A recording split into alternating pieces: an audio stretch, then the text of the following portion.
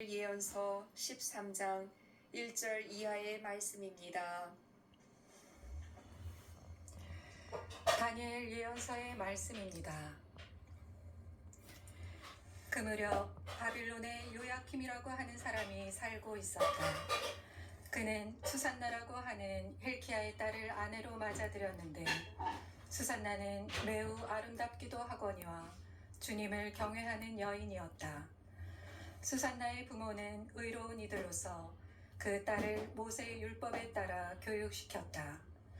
한편 요야킴은 아주 부유한 사람으로서 넓은 정원이 그의 집에 맞붙어 있었다. 그는 누구보다도 큰 존경을 받았기 때문에 유다인들이 늘 그를 찾아오곤 하였다.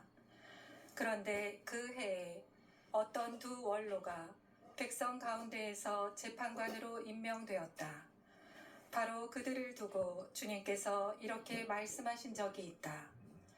바빌론에서 백성의 지도자로 여겨지는 재판관인 원로들에게서 죄악이 나왔다. 그들이 줄곧 요야킴의 집에 있었으므로 소송거리가 있는 이들은 모두 그리로 그들을 찾아갔다. 한낮에 사람들이 떠나고 나면 수산나는 남편의 정원에 들어가 거닐곤 하였다. 그렇게 그곳에 들어가 거니는 수산나를 매일 눈여겨본 그 두 원로는 수산나에게 음욕을 품게 되었다. 그들은 양심을 억누르고 하늘을 보지 않으려고 눈을 돌린 채 의로운 판결조차 생각하지 않았다. 그들이 알맞은 날을 엿보고 있을 때 수산나가 여느 때와 마찬가지로 하녀 둘만 데리고 정원으로 들어갔다. 그리고 날이 무더웠으므로 그곳에서 목욕을 하려고 하였다. 거기에는 숨어서 수산나를 엿보는 그 두 원로 말고는 아무도 없었다. 수산나는 하녀들에게 내가 목욕을 하게 올리브 기름과 물분을 가져오고 정원 문들을 닫아 걸어라 하고 말하였다. 하녀들이 나가자마자 두 원로는 일어나서 수산나에게 달려가 말하였다. 자, 정원 문들은 잠겼고 우리를 보는 이는 아무도 없소. 우리는 당신을 간절히 원하오. 그러니 우리 뜻을 받아들여 우리와 함께 잡시다.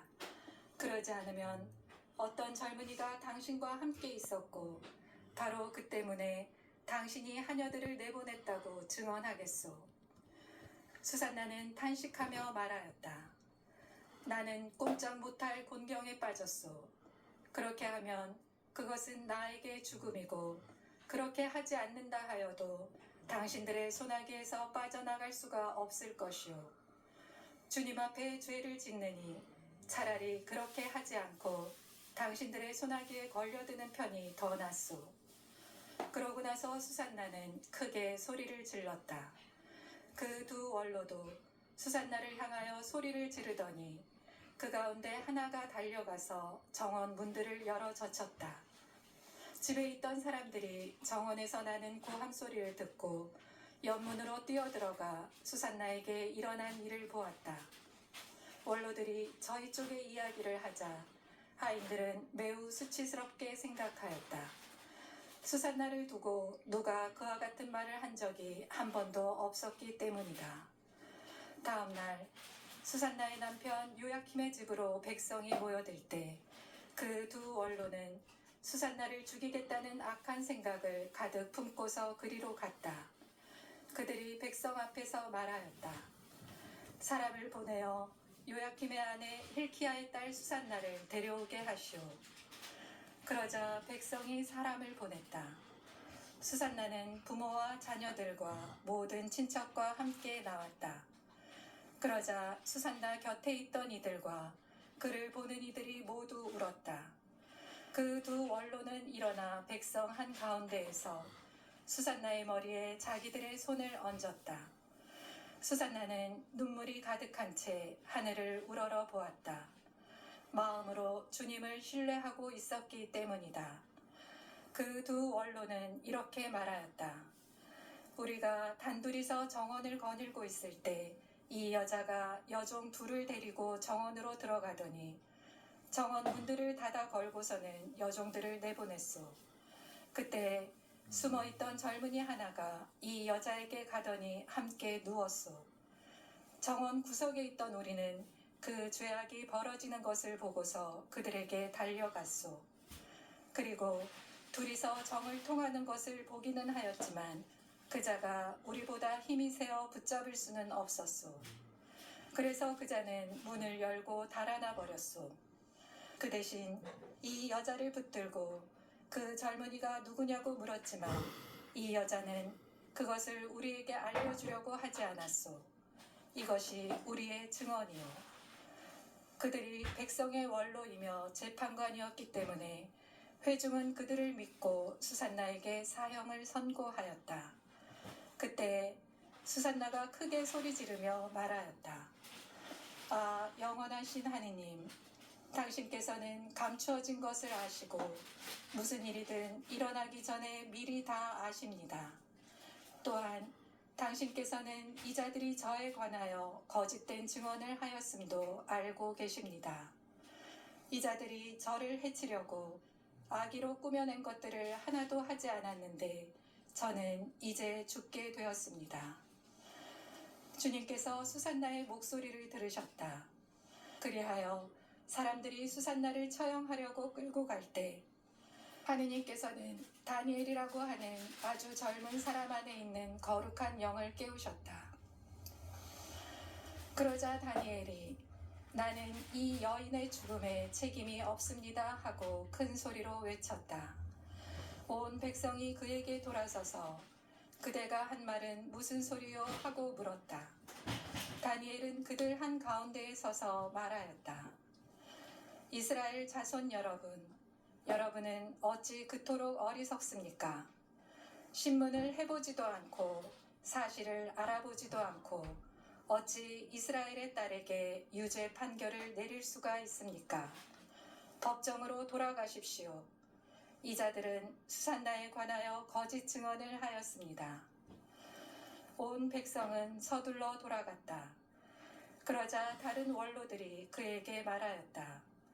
자, 하느님께서 그대에게 원로 지위를 주셨으니 우리 가운데에 앉아서 설명해 보게. 다니엘이 저들을 서로 멀리 떼어 놓으십시오. 제가 신문을 하겠습니다 하고 말하였다.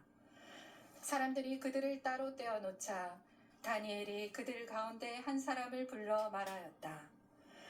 악한 세월 속에 나이만 먹은 당신, 이제 지난날에 저지른 당신의 죄들이 드러났소.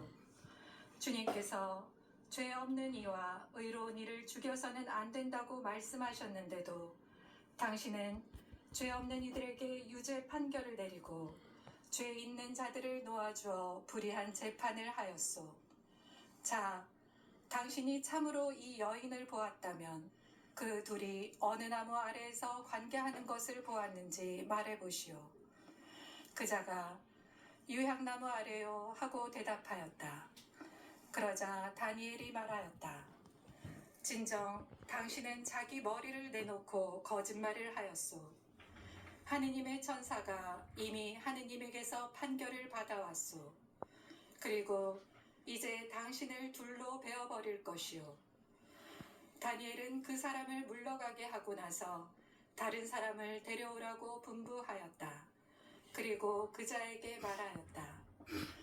유다가 아니라 가나안의 후손인 당신, 아름다움이 당신을 호리고 음욕이 당신 마음을 비뚤어지게 하였소.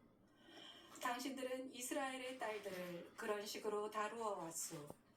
그 여자들은 겁에 질려 당신들과 관계한 것이요. 그러나 이 유다의 딸은 당신들의 죄악을 허용하지 않았소. 자, 그러면 관계하는 그들을 어느 나무 아래에서 붙잡았는지 나에게 말해보시오. 그자가 떡갈나무 아래요 하고 대답하였다. 그러자 다니엘이 말하였다. 진정 당신도 자기 머리를 내놓고 거짓말을 하였소. 하느님의 천사가 이미 당신을 둘로 잘라버리려고 칼을 든 채 기다리고 있소. 그렇게 해서 당신들을 파멸시키려는 것이오. 그러자 온 회중이 크게 소리를 지르며 당신께 희망을 두는 이들을 구원하시는 하느님을 찬미하였다. 다니엘이 그 두 원로에게 자기들이 거짓 증언을 하였다는 사실을 저희 입으로 입증하게 하였으므로 온 회중은 그들에게 들고 일어났다. 그리고 그들이 이웃을 해치려고 악의로 꾸며낸 그 방식대로 그들을 처리하였다. 모세의 율법에 따라 그들을 사형에 처한 것이다. 이렇게 하여 그날에 무죄한 이가 피를 흘리지 않게 되었다. 주님의 말씀입니다. 하느님 감사합니다.